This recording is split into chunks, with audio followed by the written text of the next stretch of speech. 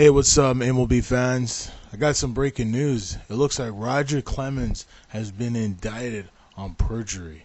Folks, this is unbelievable. I can't believe this is actually happening. I guess the U.S. Congress took the testimony of Roger Clemens back in 2008 in front of Congress really serious. So now they've found some evidence, and now they're going to indict him on perjury. It makes no sense. I don't think he lied. People might say he did, but I don't think he did. I've seen Clemens pitch his whole career. He's a real deal, and it's really sad that they're picking on guys in baseball. Always pick on baseball. They always pick on wrestling. That's what drives me nuts. But that's where most of the deaths have actually happened. It's been baseball, it's been in football, and it's been in baseball. So it's pretty sad. Recently Lance Cade, his real name Lance McNaughton, very sad, died of a heart attack, actually heart-related death. Very sad, real young. He's only a year older than me, 29. Unbelievable, way too young. Leaves a wife, 2 kids. Come on, what's up with that, man? I mean, that's why I tell every wrestler, every person that's getting in any professional sport, there's no reason, it doesn't make any sense for you to ever touch steroids. The only thing steroid does is shorten your life. Steroids is terrible, folks. Makes no sense in ever using it. Steroids is one thing that I will never touch. I remember one time I wanted to use it because I thought I'd get big, I'd be stronger.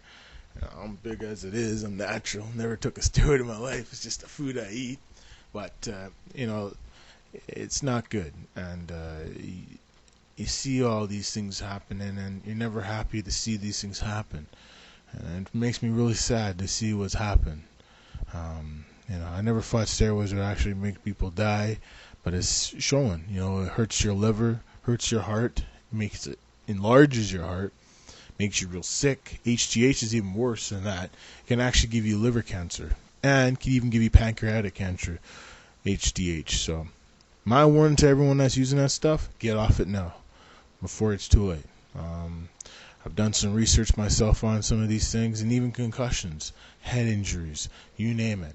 And if you're in the NFL, if you're in NHL, if you got concussions, make sure you get it checked out. Don't rush back. I like what Mark Savard did. He didn't rush back. He took his time, went through like 5 to 6 doctors, checked it out, and then came back. It was 100%. You don't rush yourself back from a concussion. I've had 3 concussions in my life, and it sucks. You feel like your head's spinning. Sometimes, you lose a little bit of memory but let me tell you, it's when you're playing those physical sports, you're gonna encounter injuries. So you gotta make sure you be careful. Any sport you play, anything you perform in, either wrestling, NFL or football or hockey or soccer, whatever sport, baseball, basketball, you just gotta take it easy. Don't go all out. Just take your time, and you'll be fine. And I got some news. It looks like the Atlanta Braves have acquired recently. It was a couple days ago, but they recently acquired Derek Lee from the Chicago Cubs. Derek Lee approved the deal that would send him to the Atlanta Braves for 3 prospects from the Atlanta Braves. A few pitchers. They're going to probably go straight to the minor leagues, but this is a good move for the Cubs to get rid of Derek Lee's big contract, and this is a great move for the Braves because it looks like Troy Glass is heading to the disabled list, the 15-day disabled list. And with the injury to Chipper Jones, Derek Lee's going to fit perfectly in this lineup. You got Rick Ankiel, you got Derek Lee, and you got a few other good bats in this lineup. So Milky Cabrera. So this team's good. They have a real good chance. Atlanta Braves are going to the playoffs for the first time in a long time. And this is Bobby Cox's last year managing. He's retiring after this year, and I think the Atlanta Braves fans have stuck with this team through thick and thin, so you're getting your just reward. And the players didn't give up. They played hard from the beginning of the season.